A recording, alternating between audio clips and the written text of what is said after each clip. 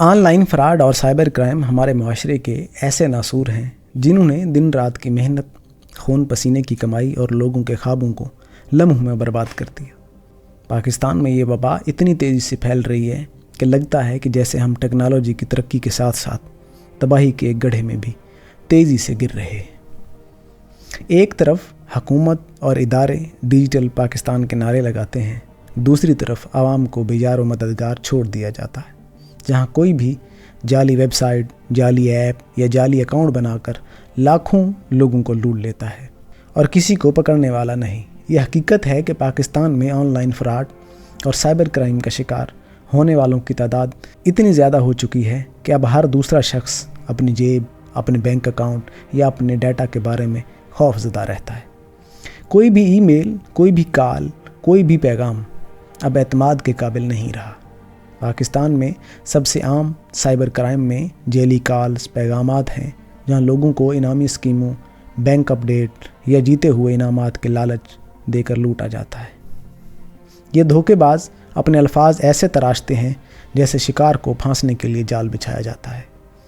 ایک عام شخص جو دن رات محنت کر کے اپنی روزی کماتا ہے، وہ چند لمحوں کی لالچ یا خوف میں آ کر اپنی محنت کی کمائی گنوا بیٹھتا ہے، اور جب وہ شکایت کے لیے اداروں کے دروازے کھٹکھٹاتا ہے تو وہاں سے صرف اسے رپورٹ درج ہوگی کا جواب ملتا ہے، مگر عملی طور پر کچھ نہیں ہوتا۔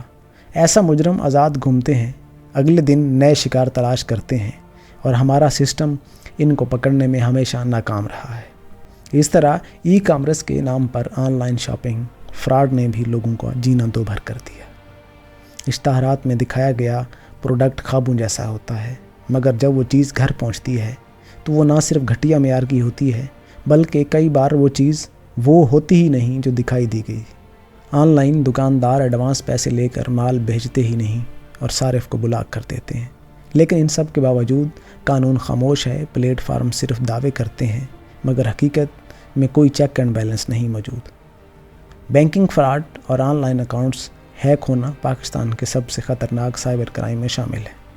لوگوں کے موبائل بینکنگ اکاؤنٹس، ایزی پیسہ، جائز کیش جیسے والیٹس کو ہیک کر کے چند لمحوں میں خالی کر دیا جاتا ہے۔ اکثر ہیکر جعلی لنکس بھیجتے ہیں اور لوگ لا علمی میں ان پر کلک کر دیتے ہیں۔ اس سے اپنا ڈیٹا ہی چوروں کے حوالے کر دیتے ہیں۔ جب متاثرہ شخص بینک میں جا کر روتا ہے تو وہاں سے جواب ملتا ہے، یہ تو آپ کی اپنی غلطی ہے، ہم کچھ نہیں کر سکتے۔ یوں ریاست اور ادارے اپنے ذمہ داری سے بری و ذمہ ہو جاتے ہیں۔ پاکستان میں سائبر کرائم کا ایک اور بھیانک پہلو ڈیجیٹل بلیک میلنگ ہے۔ خاص طور پر خواتین کو ٹارگٹ بنایا جاتا ہے، ان کی تصاویر چرا لی جاتی ہیں، ایڈٹ کر کے فحش مواد بنایا جاتا ہے، پھر انہیں بلیک میل کر کے پیسہ، عزت یا ذاتی تعلقات کے تقاضے کیے جاتے ہیں۔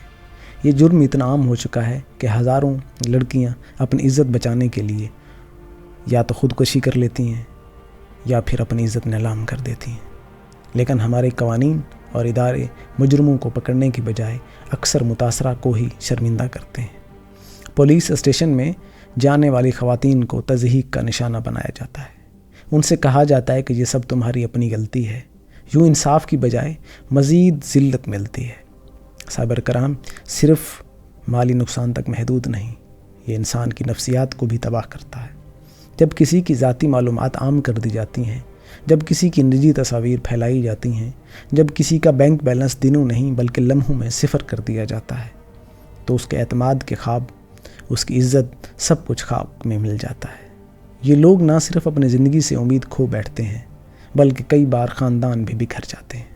پاکستان میں سائبر قوانین موجود ضرور ہیں لیکن وہ صرف کتابوں کی حد تک ہیں۔ FIA کا سائبر کرائم ونگ کاغذی کارروائی سے آگے نہیں بڑھتا۔ ایک عام شخص کے لیے وہاں پہنچنا، اپنی شکایات درج کرنا اور پھر انصاف حاصل کرنا کسی خواب سے کم نہیں۔ مقدمات سالوں لٹکے رہتے ہیں، ملزموں کو ضمانتیں مل جاتی ہیں اور متاثرہ شخص اپنی زندگی بھر کی کمائی، عزت اور سکون کھو کر تڑپتا رہ جاتا ہے۔ یہی وجہ ہے کہ عوام کا اعتماد مکمل طور پر ختم ہو چکا ہے۔ سوشل میڈیا کے پلیٹ فارم پر فراڈ اور جھوٹ کا ایک نیا جہان آباد ہے۔ جعلی نوکریاں، جعلی اسکالرشپ، جعلی لائبریریاں اور یہاں تک کہ جعلی لاٹریاں، جعلی خیراتی ادارے لوگوں کو لوٹنے کے کاروبار میں لگے ہوئے ہیں۔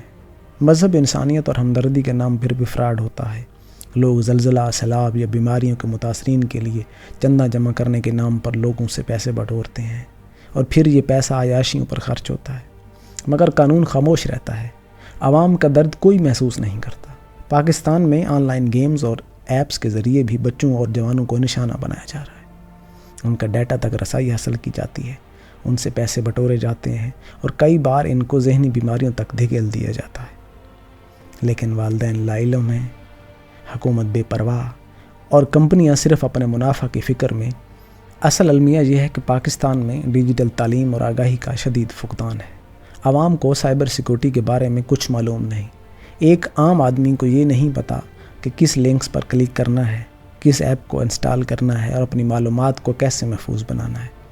یہی لا علمی سب سے بڑا ہتھیار ہے جو مجرم استعمال کرتے ہیں۔ جب تک ہم اپنے لوگوں کو تعلیم اور آگاہی نہیں دیں گے، یہ مجرم دن بدن طاقتور ہوتے جائیں گے۔ یہ سوال اہم ہے کہ کیا پاکستان کا مستقبل محفوظ ہے جب ہمارا معاشرہ آن لائن فراڈ اور سائبر کرائم کی دلدل میں پھنسا جاتا ہے؟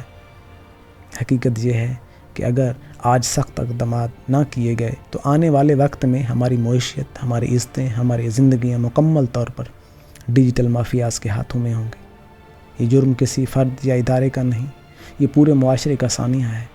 اب وقت ہے کہ ریاست اور ادارے جاگیں، سخت قوانین بنائے جائیں، ان پر عمل درآمد کو یقینی بنایا جائے، عوام کو سائبر سیکورٹی کی بنیادی تعلیم دی جائے، اسکولوں اور کالجوں میں اس مضمون کو شامل کیا جائے، میڈیا پر آگاہی مہم چلائی جائے اور سب سے بڑھ کر مجرموں کو فوری اور سخت سزائیں دی جائیں تاکہ دوسرا شخص ہمت نہ کر سکے۔ اگر ہم نے اپنی آنکھیں بند رکھیں تو آن لائن فراڈ اور سائبر کرائم ہماری آنے والی نسلوں کو اس طرح تباہ کریں گے کہ پھر واپسی کا راستہ نہیں ہوگا۔